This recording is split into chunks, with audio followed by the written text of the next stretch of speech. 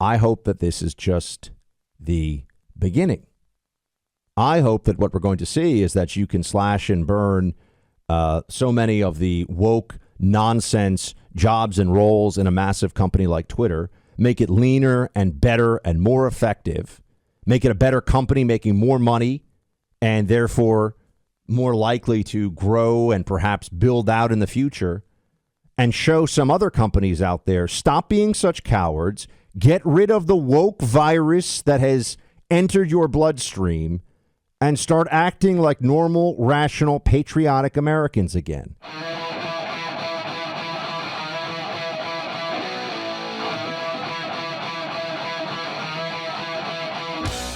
The Elon Musk situation is glorious, because for so many of us, we had to suffer through this unbelievable and obvious persecution, suppression, censorship, all this stuff that was going on for years under the previous management of Twitter, under Twitter's old ownership situation.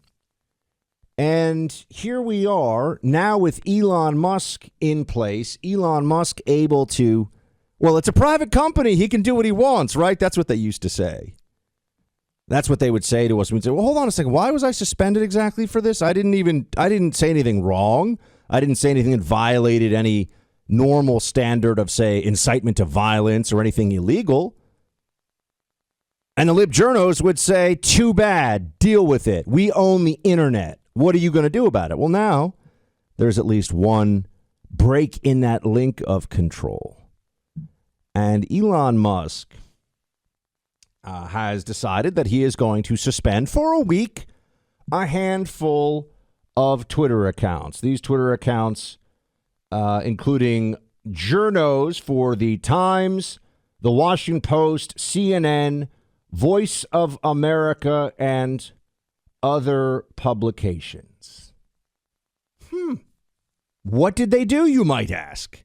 Now just so you know, in blue check journo world, for the people that are supposed to be leading the national conversation about news and politics from the left, this is the only story today. This for them is DEFCON 1. They are reporting on this as though it is Pearl Harbor and January 6th rolled into one. See, Elon is just a terrible right-wing billionaire. He's not even right-wing. But they're saying it's awful what he's doing. It's horrible. He's kicking libs off of Twitter for a week. It's just a week-long suspension. What did they do? And there's a little bit of back and forth over this. I think there's more back and forth than there needs to be, even among conservatives. What did these offending Twitter accounts engage in? Elon Musk travels private, which is not a surprise considering he's the number 2 richest man in the world. I believe the owner of LVMH, the European billionaire who owns like every fancy handbag and sunglass maker pretty much, I think, falls under the LVMH umbrella. So he's the richest man in the world. Elon's number 2. But yes, he flies private. That's not a surprise. And so we sit and we say to ourselves, hold on a minute. Why would anyone need to know where Elon Musk's private plane is going? That seems quite strange, because we all can agree that doxing, and this has always been the case on Twitter, meaning the release, it's related to the word, right, documents, but it's doxing is when you release someone's private identifiable information that could realistically cause direct physical harassment, harm, or a threat to them, right? Libs do this all the time, and libs have no problem with this. They think it's fine to go and harass Supreme Court justices at their homes, even though that's a violation of federal law, and the Biden administration did nothing to enforce that law. The libs think there's nothing wrong with going up to people in restaurants that are conservatives or tied to Trump or just tied to sanity. What do you mean you don't think there are 97 pronouns? You are not allowed to eat here, sir. That's the reality that we face from the other side. They now act like, oh my gosh, doxing is not a big deal because Elon Musk's private plane, there's some accounts that have been tracking it.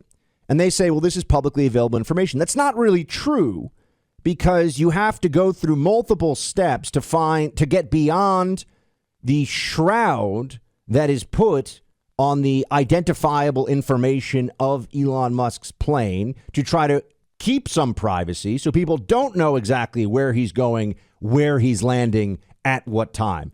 I mean, this allows, if you know the flight pattern and you know when it's taking off, you know when it's landing, you know where this guy is. I think we all understand the left hates Elon Musk now. I think we've all seen what happens when you have a bunch of left-wing Antifa lunatics who decide that they're going to show up at some conservative speaker on campus to his event or her event and intimidate that person and even attack people. They've attacked people before. And usually it's only the massive police presence there that stops them. Because remember this, the left believes that speech they don't like equals violence. This is insane, but it is true. That is one of their articles of faith now. You say something I don't like, I'm a lib, you're basically attacking me physically. This is how they think. This is what they think. And so, if that is their attitude, and it is, that means that they believe that they are justified in acts of violence against people who would speak with words that they think are the same thing as violence. I know it's crazy. I'm just telling you what they think. I know it makes no sense, but this is their approach. So Elon Musk's jet was being tracked by the... Also, what a weird thing to do, right? What possible public interest could there be in the comings and goings of Elon Musk traveling? Like, why would anyone want to? Why would journalists from the Washington Post, the New York Times, be sharing that information broadly? Obviously, to awaken the left-wing lunacy mobs in those places, so that maybe if they're more aware, they'll go find Elon somewhere. They'll intimidate him. They'll harass him. They'll get up in his face, and God knows what else. So he said, "That's it. You're suspended, Libs." And they're all saying, "Oh, but it's such a double standard." First of all, they love double standards. Don't let them do this to you. Don't let people with no principles use your principles or use real principles against you. They don't play by any rules on social media. Why should we think that the rules should be applicable in this instance? And what are the rules? It's a gray area. But this is for so many of us who have seen this platform. Remember, this platform probably gave Biden the 2020 election. This is not a minor thing. I mean, that's why they're so upset. They understand what an important tool this has been for their side, which is why they're so angry. And there's also a narcissism component of this, because all these lib journos walk around saying to themselves, "I'm so popular, I'm so important." And they use Twitter to organize boycott campaigns, very effectively, unfortunately, against conservative outlets and conservative individuals. They use Twitter to get the digital mob fired up, to get people fired from their jobs. They had weaponized this platform very effectively for years. And now this one tool, they still have Facebook, which also means Instagram. They still have Google, which means YouTube, and basically search and all kinds of web services on the internet. They still have Amazon. They still have Netflix. They still have these massive digital companies, behemoths, that are doing their bidding. They lose one piece of this puzzle of totalitarianism, and they start to freak out. Shows you exactly who they are. Now, I know this isn't surprising to you. It's not surprising to me. But two things about it, what Twitter is showing us right now, and just what's going on with Elon and all the rest of it. One, it's just fun. It's fun to watch these hacks and frauds with no honor or principle or decency, who are elevated at the New York Times and the Washington Post and CNN and all these different DNC adjunct entities. It's fun to watch them just melt down and freak out, because they're such frauds, and they're vicious, and they're harming the country, and they lie to you constantly. So that's one part of it. Schadenfreude here. I'm usually opposed to Schadenfreude as a general concept, but what does he say in Pirates of the Caribbean? It's not a rule. It's more like a guideline. It's more like a guideline. And then the other part of this, perhaps the much more important one, I hope that this is just the beginning. I hope that what we're going to see is that you can slash and burn so many of the woke nonsense jobs and roles in a massive company like Twitter, make it leaner and better and more effective, make it a better company making more money and therefore more likely to grow and perhaps build out in the future, and show some other companies out there, stop being such cowards, get rid of the woke virus that has entered your bloodstream, and start acting like normal, rational, patriotic Americans again. Twitter might be the first domino. Maybe it's the only one, in which case we just get to sit here and be happy that we've got something.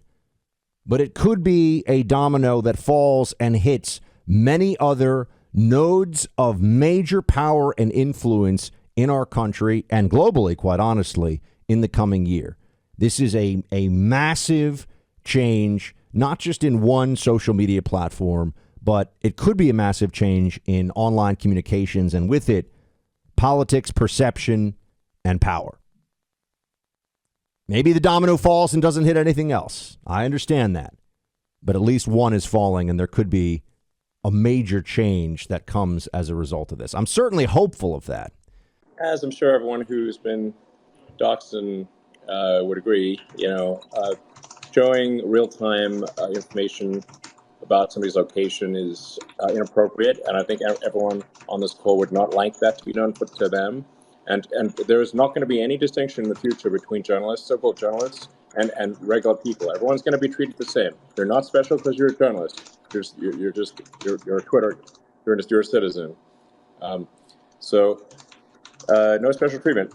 You dox, you get suspended. End of story. So and ban evasion, or trying to be clever about it, like, oh, I posted a link to the real-time information, is obviously that is obviously simply trying to evade the meaning. There's no different than actually showing real-time information. Oh, the lib journos are freaking out about this one. CNN says they're considering a reevaluation of their relationship. They're so upset over Twitter. I'm going to tell you this. None of these journos, remember when they talked about this thing called Mastodon, which always confuses me also because my college, because of political correctness, changed the mascot, Amherst College. I always say Mastodons. I think it's actually the mammoths, like woolly mammoth. And mammoth and mastodon, to me, aren't they quite similar? I guess the woolly mammoth is a little like woollier than the mastodon, but they're both large elephants from the Ice Age. Am I right on that one? But anyway, they were going to go to Mastodon, and they didn't go to Mastodon. They stayed on Twitter. Well, what happened? I thought they were. This is just like the journos who say every time a Republican wins, I'm moving to Canada. They don't move to Canada. Please move to Canada. Go for it.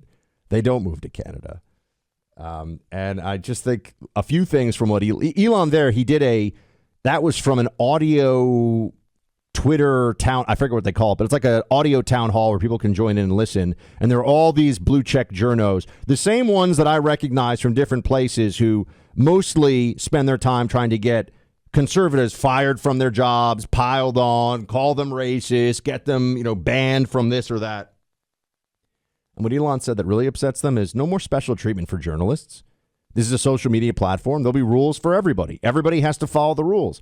Okay, maybe they're still deciphering some of the finer points of the rules, but doxing people is a no-no now. It has always been, by the way. It's just going to be enforced both ways. That's the part of this that they don't like.